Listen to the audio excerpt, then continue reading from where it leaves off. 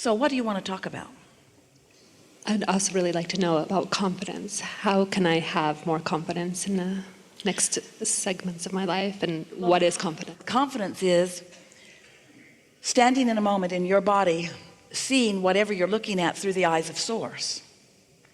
So it includes seeing you, seeing what you're seeing. It means allowing all that you are to be present in the moment. And you would be in that confidence if you weren't doing something, or if you hadn't been practicing something that is still somewhat active in you that isn't letting the confidence through. It's like you've got an umbrella up, and confidence and well-being is raining down all around you because your inner being knows how brilliant you are and how worthy you are.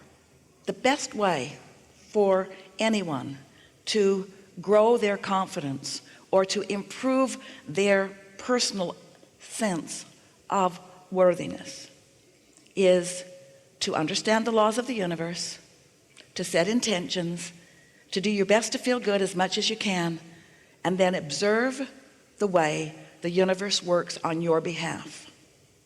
Because the more you catch the universe working on your behalf, the more worthy you feel. But you got to be in the vibrational vicinity of it. We've been working toward this understanding with all of you for quite some time. We're going to give you a very brief series of ways to look at it that we've been offering with this singular intention in mind. We told you that you were source energy before you came into this physical body, and that you still are source energy even though you're here, because we want you to understand these 2 points of attraction that are you: your soul, source, inner being, God part, and you in your physical body. And of course, the more closely aligned these 2 parts of you are vibrationally, then the better you feel, the more satisfied you are, and the more worthiness you are aware of, because your inner being knows that about you. So then we went on to explain that if you feel any kind of negative emotion, like insecurity, for example, or lack of confidence, it always means that you're just looking at it different than your inner being does. And in fact, if your inner being were not so confident, you could not feel lack of confidence. Because the emotion that you're feeling is the relational feeling between how your inner being feels and what your inner being knows and what you're doing right here and right now. Then we went on to explain that you sift through the contrast in your time and space, and you launch these vibrational rockets of desire. You can't help but do it. And when you do, they're answered every time by your inner being, by Source, and by law of attraction. So this growing that you're doing is happening even though you can't see it right now, because these vibrations have to turn to things before you can see them. There's a vibrational realm that exists, but you've got to find some way to tune into it and to practice being tuned to it before you can be the translator of it into things. Well, most humans wait until they can see and hear and smell and taste and touch the things before they allow themselves to feel worthy. They want to gather other people around, and they want them to all stand in amazement at the statue that you've created. Isn't it beautiful? I made this. Took me my whole life. It's all I'm ever going to do too. Just going to rest on the laurels of this statue. A lot of people do that. They get something going and they like it, and other people like it, and then they just stand and say, that represents me. It's the tangible thing that they want to represent them. We want the intangible to be what you're reaching to represent you. Because if you could hook into and understand this vibrational reality, then what would happen is, in your knowing that it's there even though you can't yet see it, in your faith that it exists even though you can't see it, hear it, smell it, taste it, touch it, but you can feel it because you feel satisfaction, you can feel it because you feel exhilaration, you can feel it because you're happy, you can feel it because life helped you to know that you wanted it, and you believe that it is coming in the fullest of sense. So you stand in that faith-based, expectant, knowing that it's coming because you can feel its state of being, and then a really wonderful sequence of events begins to happen. Because you are not noticing that what you want hasn't happened, but you're expectant that what you want is coming, you find a way of a way and another way and another way and another way and another way of lining up with it until you are in what we want to call the receiving mode of it. In other words, you're ready to receive the vibrational transmission of it, just like Esther is ready to receive the vibrational transmission of Abraham. We're not whispering these words into her ear one at a time. That would be quite awkward. Instead, we are offering her a stream of consciousness that she is receiving at a very well practiced and unconscious level, and she is able to stream our intent into words. This is thoughts turning to things. This is vibration turning to thoughts, turning to things. That's what this is. So all day, every day, you are in varying degrees the streamer of this non-physical vortex, the streamer of it. So you know that feeling when you get an idea, oh, that idea that was so satisfying before you killed it with your doubt, with your objective reality. It burst through in a moment of your defensive weakness. It burst through in a moment of your unguarded protectiveness. It burst through because it must, because source is always flowing it. It came through and, oh, you got a whiff of it. Oh, you said, and then you saw someone else saying, what's wrong with you? Nothing, just a ridiculous thought I had about my future success.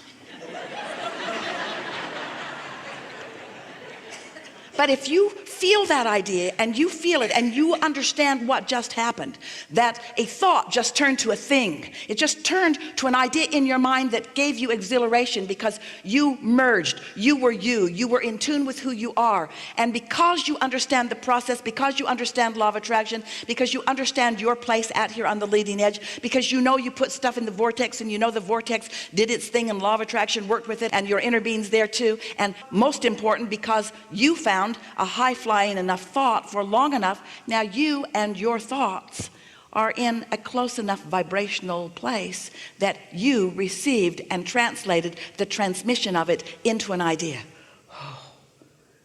And we want you to know that's not the beginning. That's well along the way when that happens to you. And when that happens to you, that means you have the ability to hold yourself there for more thoughts, more thoughts, more thoughts, more thoughts, which bring more good timing, more good rendezvous, more manifestations of the things that are in your vibrational reality right out here where you can see them and everyone else can too. And there is nothing in all of the universe that brings more of a steady awareness of your worthiness than you're applying what you know and translating it into your good deeds, you see. Words don't teach. It's only life experience that teaches. It's odd that we offer so many words. We blame Esther. We're just offering feelings. We're offering thoughts. And she's translating them. And we're glad that she is, because you're joining her in these rendezvous. And then your life experience shows you something that you've heard about. And you realize that you are the creator of your own reality. You are the worthy creator of your own reality. You have the energy that creates worlds at your back, assisting you in the creation of whatever it is that's important to you. For you not to feel worthy is ridiculous. We'll be kind. Crazy. Stupid. It's ridiculous for you to not know the worthiness of your being, because it's just crazy that you have not been allowing more and more and more of what you've put into your vortex, which is alive and well, to come into your conscious awareness. So here's why. It comes into your conscious awareness all the time, and then you counteract it with other things that you've picked up along your physical trail. So the reason that you don't let your cork float is because you hold it under the water. That's all. Let go of it, it'll float. So there it's floating. The idea came, oh, what a good idea. And then you think, oh, never done anything like that before. Hardly know anybody that has. Not sure what others would think if I actually did that. Not sure how much time I have. I'm pretty busy. I don't know. I'm not getting enough sleep as it is. I don't know. I don't really think I can do that. And then your cork is under the water and you say, why don't I feel worthy? And we say, let go of the cork. Oh, I don't think so. I think I have good reason to hold this idea down, because I tried to explain a little bit of it to my mother.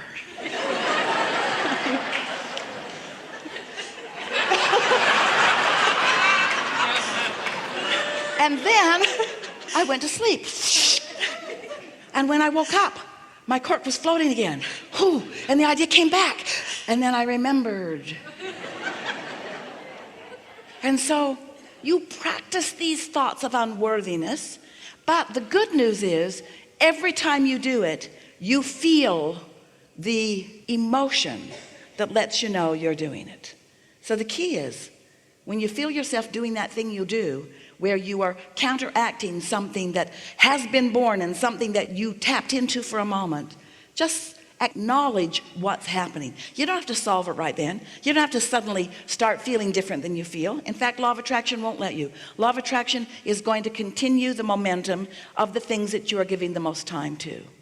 But when you awaken in the morning, you have a much better shot of your cork floating. Just let it float for a little while, which usually means see no one for a while. Don't answer your email.